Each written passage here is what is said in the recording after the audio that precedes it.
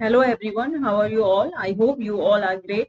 So in this video, I am gonna teach you about complement and some exercise 1.5 question 6 and which is related to complement question. Okay, so and in this video I am gonna to teach you De Morgan's law and what is this and what is the property of complement. Okay. Then now start. So this is the question. What is the question? Let U be the set of a trigonometry. Let U be the set of all the triangles in a plan. If A is the set of all the triangles with at least one angle different from 60 degree, then what is A complement? So it is very easy, my dear student. So you know that A is what? A is a is the set of all triangle. Okay, all triangle का ये set है.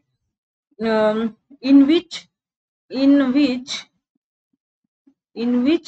at least क्या होना चाहिए? At least one angle is not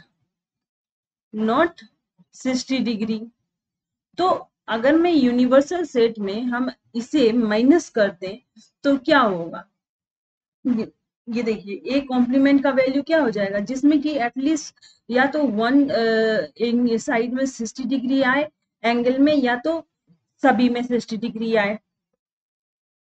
the set of all the triangle in which at least one angle is not, मतलब आए नहीं, इसमें 60 डिग्री नहीं आना चाहिए. क्या बोल रहा है ये नॉट 60 डिग्री, जिसमें कि 60 डिग्री नहीं आना चाहिए. या तो वो 60 डिग्री एक एंगल में, या नहीं तो तीनों एंगल में, किसी में नहीं आना चाहिए. तो ऐसा, इसको जब मैं इससे हटा दूंगी तो ऐसा कौन सा ट्रायंगल होगा जिसमें कि सभी एंगल में 60 डिग्री आए, सभी एंगल में 60 डिग्री आए? तो वो क्या हो जाएगी? वो सेट कहलाएगा set of यूक्ली equilateral triangle. Okay, you got it? क्या है? मतलब वैसा ट्रायंगल जिसमें कि एक साइड में 60 डिग्री ना आए, या तो किसी में भी 60 डिग्री ना आए, ये कह रहा है. तो इसमें से हम अगर उस बात को हटा दें, अगर ये 60 डिग्री ना आए ये कह रहा है, तो अगर सभी में 60 डिग्री आएगा, इसका मतलब अगर मैं इसको यूनिवर्सल से ट्रायंगल मीन्स ऑल ट्रायंगल में से माइनस कर दूं ऐसे वाले स्टेटमेंट को, तो इसका मतलब ये कि वो सब एंगल में 60 डिग्री आएगा. तो सब डिग्री जिसकी 60 डिग्री होती है वो क्या कहलाता है? उसे बोला जाता है you equilateral triangle. Okay, you got it now. The this is the property. What is the property of the complement set? देखिए, कॉम्प्लीमेंट, इसको याद रखना है आपको अच्छी तरह से, इसे याद रखना है अच्छे से. कॉम्प्लीमेंट लॉ क्या होता है? अगर आपका, जैसे कि देखिए, A union A complement universal set हो जाता है. जैसे यहाँ देखिए, मैं इसको समझाती हूँ. जैसे ये ए को, और यहाँ यू है, यूनिवर्सल सेट है.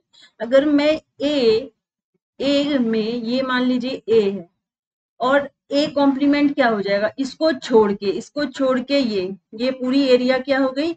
ये ए कॉम्प्लीमेंट हो गई.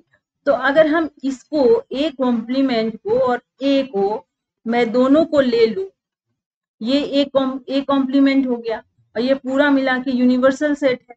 तो मैं अगर ए कॉम्प्लीमेंट और ए को यूनियन कर दूं तो ये क्या आ जाएगा? यू के बराबर आ जाएगा, मीन्स यूनिवर्सल सेट के बराबर आ जाएगा. अब यही बात को देखिए, जब ए और ए कॉम्प्लीमेंट का इंटरसेक्शन करेंगे तो देखिए, ये पोर्शन और ये, इसमें कोई कॉमन चीज है क्या? नहीं है.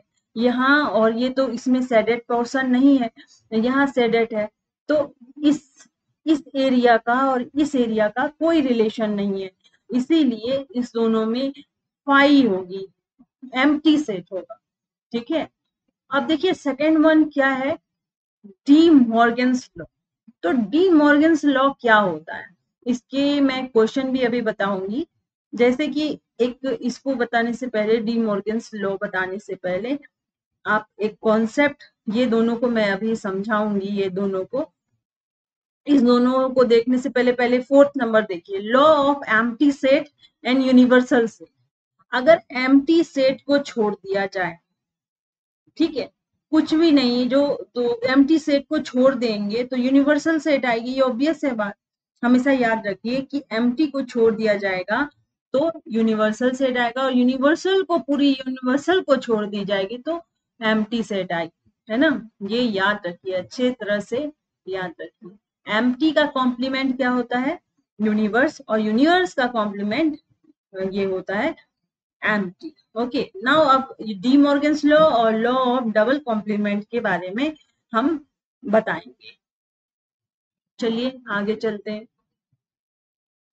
देखिए, एक क्वेश्चन को पहले बताऊंगी, उसके बाद डी मॉर्गन्स लॉ क्या होता है वो हम डिस्कस करेंगे। यहाँ पर एक यूनिवर्सल सेट है 1 2 3 4 5 6, और ए की वैल्यू है 2 3 एंड बी की वैल्यू है 3 4 5। तो मुझे ए कॉम्प्लीमेंट निकालना है, तो क्लियर बात है। चलिए, ये जो है ए 2 3 को मैं छोड़ दूं तो ए कॉम्प्लीमेंट क्या हो जाएगा, ये 2 और ये 3, ये दोनों को छोड़ दिया तो 1 4 5 6, 1 4 5 6 ए कॉम्प्लीमेंट आ गया। और बी कॉम्प्लीमेंट देखो 3 4 5, 3 4 5 को छोड़ दें हम, इस तीनों को छोड़ दें तो क्या आएगी 1 2 6, 1 2 6 बी कॉम्प्लीमेंट।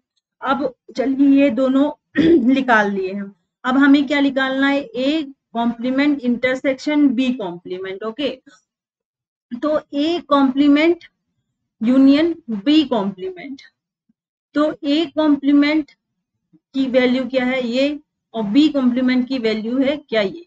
अब इस दोनों के बीच का इंटरसेक्शन, मतलब दोनों में कॉमन क्या है, 1 इसमें भी है इसमें भी है, ठीक है 1 लिख दिए। देखो यहाँ 4 नहीं है, 5 नहीं है, 6 दोनों में है तो 6 कॉमन हो गया। तो जो कॉमन में चीज होती है, कॉमन सेट होगी, वही हम लेंगे इंटरसेक्शन में। तो देखो यहाँ पर लिखा होगा 1 6 इसकी इंटरसेक्शन की वैल्यू हो गई। अब ए यूनियन बी अगर लेना हो, ये ए की वैल्यू है और ये बी की वैल्यू है, इस दोनों को मैं ले लूं तो क्या हो जाएगा 2 3 4 5। तो देखो 2 3 4 5,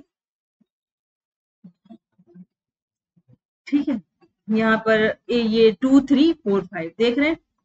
अब देखो, अब हमें शो करना है, क्या शो करना है कि ए यूनियन बी का complement A complement intersection B complement के बराबर है। तो चलो, अभी आपको पता है कि ए यूनियन बी का वैल्यू क्या आया था 2 3 4 5, तो मैं ए यूनियन बी का वैल्यू हमें पता है क्या है 2 3 4 5। अगर मैं ए कॉम्प्लीमेंट निकालना चाहूं तो बताइए आप लोग बनाइए जल्दी, इसकी वैल्यू कॉम्प्लीमेंट निकालनी है मुझे, तो मतलब यूनिवर्सल सेट क्या है 1 2 3 4 5, तो 1 2 3 4 5 में 2 3 4 5 माइनस कर दिए, 2 3 4 5 माइनस कर दिए, तो हमारा वैल्यू क्या आ जाएगा, जब 2, देखो 2 3 4 5 यहाँ तक हमने खत्म कर दिया है ना, ये खत्म कर दिया, तो कितना बचा 1 6, 1 6 इसकी वैल्यू हो गई, किसकी वैल्यू हो गई 1 6, 1 6 किसकी वैल्यू हो गई, ए यूनियन बी कॉम्प्लीमेंट का। ठीक है, ये इतना हमें समझ में आ गया। और देखो, अभी हमने कुछ देर पहले निकाले थे A complement intersection B complement क्या है 1 6, ठीक है। तो इससे हमें क्या समझ में आ रहा है, क्या समझ में आया हमें,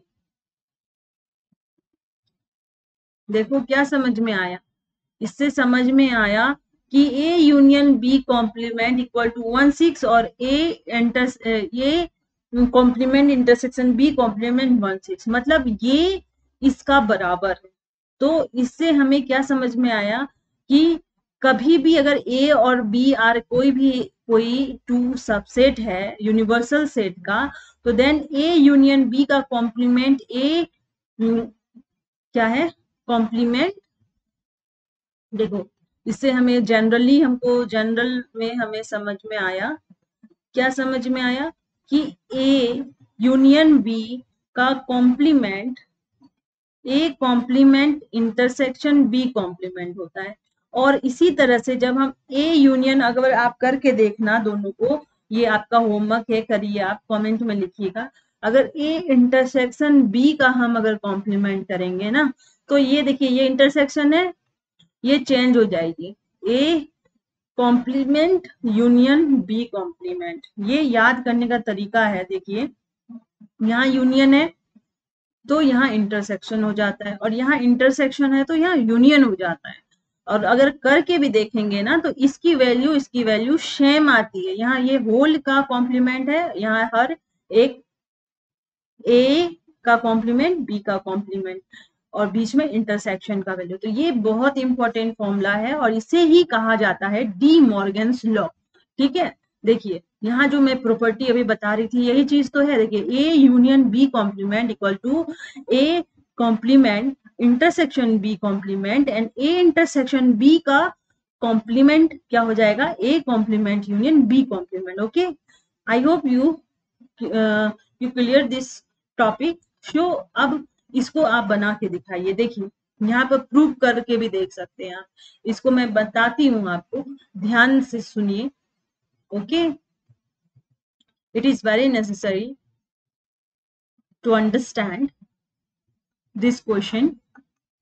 Okay, you have a U means universal set is 1 2 3 4 5 6 7 8 9। Okay, देखिए हमें निकालना क्या है, ए यूनियन बी। पहले ए यूनियन बी निकाल लो, इसके बाद उसका कॉम्प्लीमेंट कर देना। ए यूनियन बी, अब ए कितना है 2 4 6 8, और यहाँ क्या है 2 3 5 6, दोनों का यूनियन क्या हो जाएगी। अब तो इतना आप समझ गए हैं कि अब आंख बंद करके बना सकते हो। 2 4, हम सिस्टमैटिक लिख देते हैं, इसमें गुस्सा होने वाली बात नहीं है कि आपने पहले छोटी और बड़ी क्यों, ऐसा कोई नेसेसरी नहीं है, मैं कोई कहीं भी लिख सकती हूँ, है ना, लेकिन मैं सिस्टमैटिक वे से लिख देती हूँ। 2 3 4 5 6 7 8। ओके, यहाँ देखो 2 है 3 है 4 है 5 है 6 है 7 है 8 है, तो मैंने सिस्टमैटिक वे में लिख दिया। आप कहीं भी किसी को कहीं भी लिख सकते हैं, 4 को इधर लिख सकते हैं, 3 को इधर, कोई फर्क नहीं पड़ता। अब हमको ए यूनियन बी का कॉम्प्लीमेंट निकालना है, बताओ। तो हम इस सेट में से इसको माइनस कर देंगे, तो क्या हो जाएगा, देखो यहाँ 2 3 4 5 6 7 8, यहाँ तक कैंसल हो गया, दोनों में है ना, तो ये माइनस हो गई, खत्म हो जाएगी, है ना। जब हम कॉम्प्लीमेंट करते हैं तो जो सेम सेम है वो नहीं लिखा जाता है ना। तो यहाँ कॉमन ये कितने आ जाएंगे, 1 एंड 9। कॉम्प्लीमेंट मतलब इसको छोड़ के, है ना, इससे छोड़ के जो कॉमन है, तो ये दोनों खत्म, 1 9 बचा है। यूनिवर्सल सेट से दोनों को इक्वेट किए।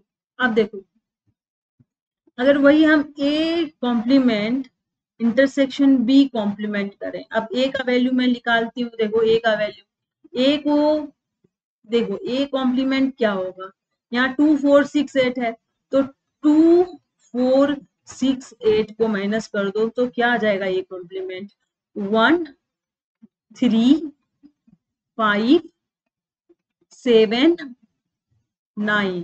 ओके, एंड बी कॉम्प्लीमेंट की वैल्यू क्या आ जाएगी, बी कॉम्प्लीमेंट की वैल्यू क्या आ जाएगी, 2 3 5 7 को हटा दो, 2 3 5 7 को हटा दो, तो क्या बचेगा 1 4 6 8 9। क्लियर, तो ये बी कॉम्प्लीमेंट है। अब देखो इस ए कॉम्प्लीमेंट में और बी कॉम्प्लीमेंट में दोनों में कॉमन क्या है, 1 है, यहाँ 1 है। ओके, यहाँ पर 3 है, यहाँ 3 नहीं है, 5 है, यहाँ 5 नहीं है, 7 है, यहाँ 7 नहीं है, 9 है, यहाँ भी नहीं है। ओके, देखो अब देखो दोनों सेम आया कि नहीं, इसीलिए हमने प्रूव कर दिए कि A union B complement equal to set क्या है 19 equal to A complement intersection B complement. तो ये प्रूव हो गया, प्रूव्ड हो गया। क्लियर, समझ में आ गया। चलिए अब इसी तरह से ये जो है इंटरसेक्शन वाला आप बनाएंगे और कमेंट में लिखिए, मैं समझा देती हूँ। देखो पहले ए इंटरसेक्शन बी है, तो ए इंटरसेक्शन बी, यहाँ ए इंटरसेक्शन बी लिखेंगे दोनों में। चलो कर ही देती हूँ, नहीं तो बोलोगे कि नहीं करें, है ना। चलो करते हैं इसको भी पहले, लेकिन आप ट्राई करो आंसर मिला लेना, है ना, कि आपने जो बनाया वो मिल रहा है कि नहीं मिल रहा है। ठीक है, चलिए क्लियर। चलिए बनाते हैं 2। देखिए ए इंटरसेक्शन बी क्या होगा, ए ये वैल्यू है आपकी और बी ये है, दोनों में कॉमन क्या है, देखिए 2 इसमें है, दोनों में 4 नहीं है, 6 नहीं है और 8 भी नहीं है, ओनली 2 ही वैल्यू दोनों की इंटरसेक्शन है। अब ए इंटरसेक्शन बी का कॉम्प्लीमेंट क्या हो जाएगा, यूनिवर्सल सेट से इसको माइनस कर दो, 2 खत्म हो जाएगा, बाकी सब लिख दो। 1 3 4 5 6 7 8 9। ओके, तो अब देखो हमें क्या निकालना है, दूसरा हमें निकालना है A inter complement union B complement. अब ए कॉम्प्लीमेंट क्या है, ये क्या है बताइए, 1 3 5 7 9, और बी कॉम्प्लीमेंट क्या है 1 4 6 8 9। क्लियर, अब दोनों का यूनियन कर देंगे तो क्या आ जाएगा बताइए, 1 3 4 5 6 7 8 9। क्लियर, तो देखिए इसका वैल्यू और इसका वैल्यू दोनों सेम आ रहा है, इसीलिए हम इसमें लिख सकते हैं, क्या लिखेंगे कि ए इंटरसेक्शन बी का complement equal to A complement union B complement. Okay, this is proved. ठीक है, ये प्रूव्ड हो गया। क्लियर है, आई होप कि आप समझ गए, है ना। तो नेक्स्ट क्लास में हम वेन डायग्राम का डिस्क्रिप्शन करेंगे कि ये कैसे हम इसका शेडेड करेंगे, इसको हम जो है क्या करेंगे, ये जो है आपकी इसे हम शेडेड फॉर्म में दिखाएंगे, रिप्रेजेंट करेंगे वेन डायग्राम में। ओके, तो नहीं तो अभी इतना ही रहने देते हैं इस क्लास में, क्योंकि लंबी हो जाएगी वीडियो। चलिए, thank you very much and have a nice day, और इसे शेयर करिए अपने दोस्तों के साथ और अच्छे से पढ़ते रहिए।